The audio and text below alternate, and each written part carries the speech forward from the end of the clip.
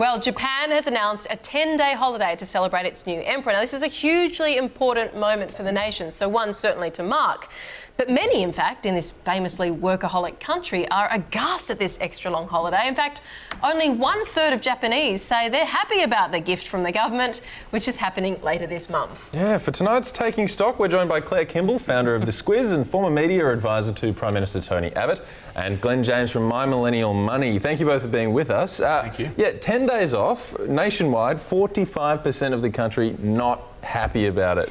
Claire Kimball, what do you think? Clearly on a scale of Australia to Japan on public holidays. Opposite ends of that spectrum. Imagine getting a gift of 10 days and how, like, we'd be expecting it next year and the year after. It just, like, we'd embrace it. And I think, it says a lot about Japan and the Japanese and their work ethic. Not that we don't work hard, we just take the time. It's so true. I like that. On the scale of Australia from Australia to Japan to Australia, how much do you love a public holiday? I love that. There wouldn't be a full bottle in Australia. Oh, that's so true. As long as the pub stays open. I know, and the more you dig into it, the more interesting it is, because then, people talk about, people understand it's a workaholic nation, but they actually have an official term in Japan of death, the death from overwork, which is karoshi, so an official cause of death in the country, which says a whole story that I guess this story speaks to. Yeah, and the way they're able to encapsulate those moods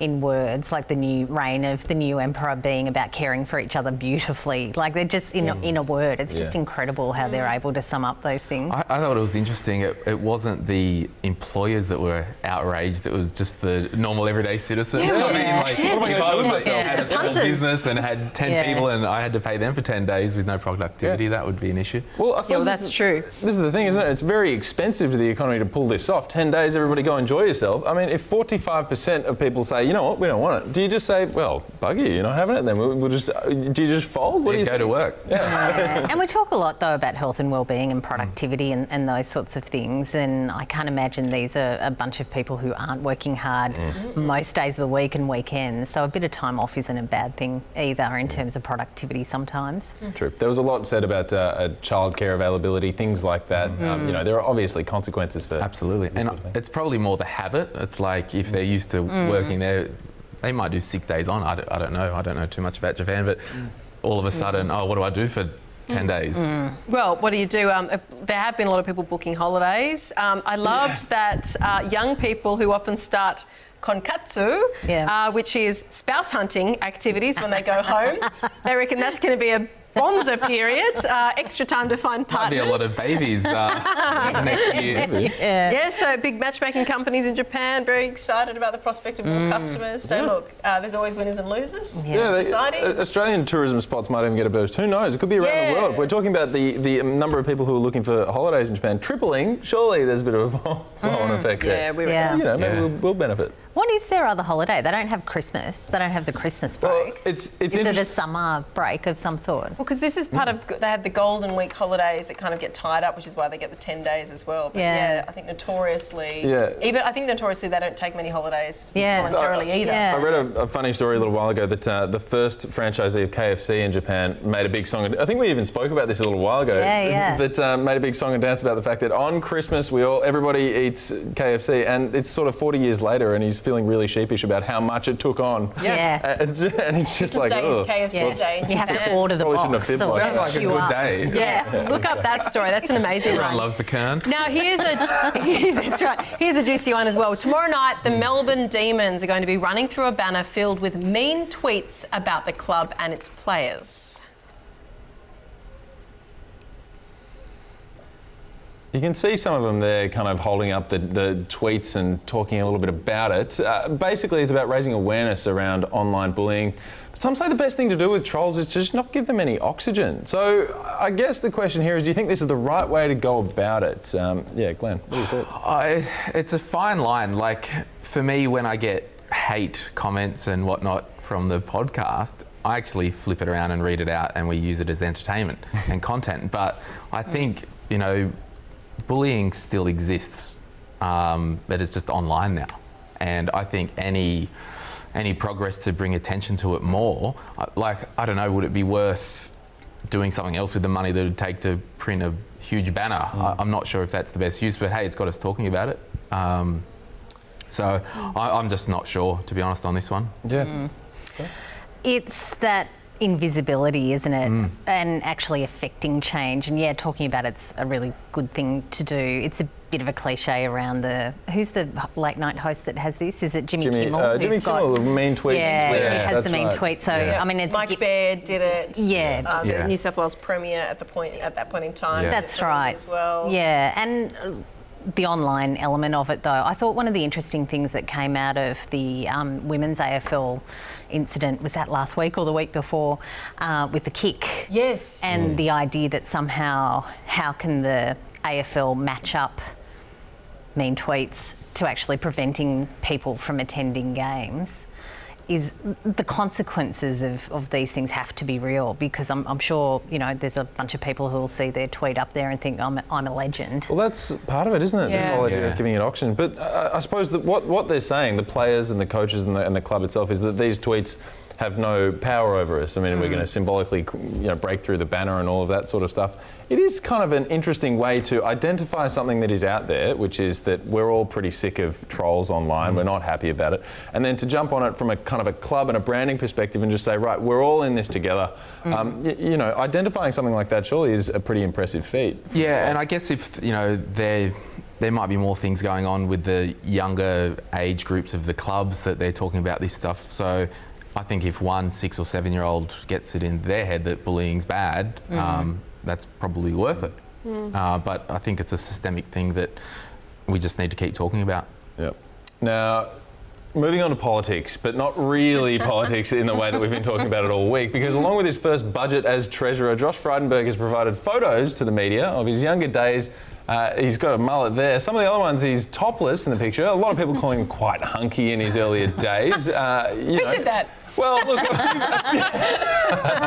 few people have. There you go. I understand he was a big tennis player, but that mullet is something else. Yeah, see, there you go. A lot of this sort of stuff, I'm not really, it's all a bit unclear about why this has all come out now when the national spotlight is on him. But can you really blame him for reveling in a little bit of nostalgia for the early days, or is this, Claire, do you think this is a bit desperate politics-wise? And just before anyone thinks, well, if it was a woman, people wouldn't be saying this and laughing about it, just don't deny people a bit of fun today, because, I mean, it's all been a bit... Would you get a mullet? So let people just have fun with this one today, I think. And he was a very handsome young man. There's no doubt about that. Look, I think you can't win on this scale. As soon as the politicians show that they're a little bit human and have a sense of humour, all of a sudden it's a whole thing. I think also it's interesting that, just a throwaway line in an answer in Parliament about Labor's ability to deliver surplus budgets. And the response was, well, last time they delivered surplus, I had a mullet. Yeah, and of course everyone thought, well, did you? Yeah, exactly. Yeah, and here they are. Well, that was the thing. It was one of the journalists for, I think it was the New Daily, was saying... Samantha Maiden. Yeah, Samantha Maiden, that's right. She was saying she texted him this morning and it took him 60 seconds to get back the topless photo. Here's something I prepared seemed very on hand. Interestingly enough, mullets are coming back. It's true. Yeah, not coming back. Maybe it's connecting Early 20s, late teens. You can say that all you like, Glenn. Absolutely. Absolutely. So you think he's reconnecting with the younger generation? I think there might be something subtle in there. Yeah. You're so overthinking. No, you've heard it here first, people. Do you think it's right, 2 days after the budget, you're supposed to be doing the big sell job and... you're putting out photos. Well, he called himself yesterday on the New Start allowance stuff. They didn't get a run on because of adding a new addition to the energy assistance payment. Yes. He's got an extra day out of it today, so Bill Shorten's up tonight. Yeah. I think they've actually wrestled back a little bit of the conversation. Right. So you think that all worked in the end? Well, it's been a messy week again in Parliament, I think. I think they've done probably the best that they possibly can with the cards that they've been dealt, and we'll see what happens next week, whether we go to an election quickly over the weekend or padded out for another week. So every moment's counting at the moment. So every moment you've got it on you. Even if it's something stupid like a mullet, really? you're denying Bill Shorten of any oxygen to talk about what he wants. And do you view the whole back in black with the black and white montages and the photo looking like he's on the it's toilet? Just soaking up time. So you think that's fine? You don't have a problem with the way they've run that this week? People have stopped listening, holus bolus, to the actual key messages. So, look, if we can just get a little bit of warmth back into it and a little bit of attention and again, denying oxygen over here, that's not a bad result. Surely, like, at what point do they get on the attack with the car package that Shorten announced this week? Like, surely that's the low-hanging fruit.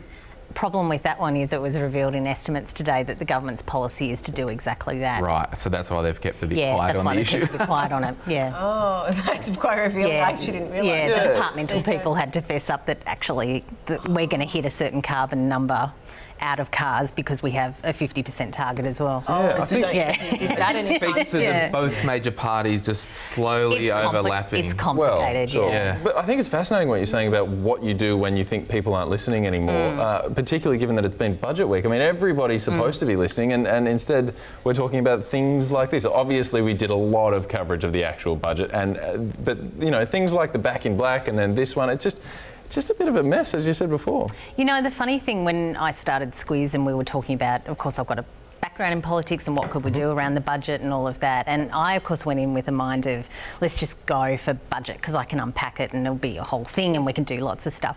The advice from the people who had subscribed and a bunch of others was just actually get out of it with as little as you possibly can and move on quickly. Because we all say, we should be listening and we don't. Like like just make it easy and move on. And I think that's the comms challenge more broadly with this election is people, even the ones that are interested, are finding it really hard going. So how do you get that key message through without a 3-word slogan, because Tony Abbott ruined that for everyone.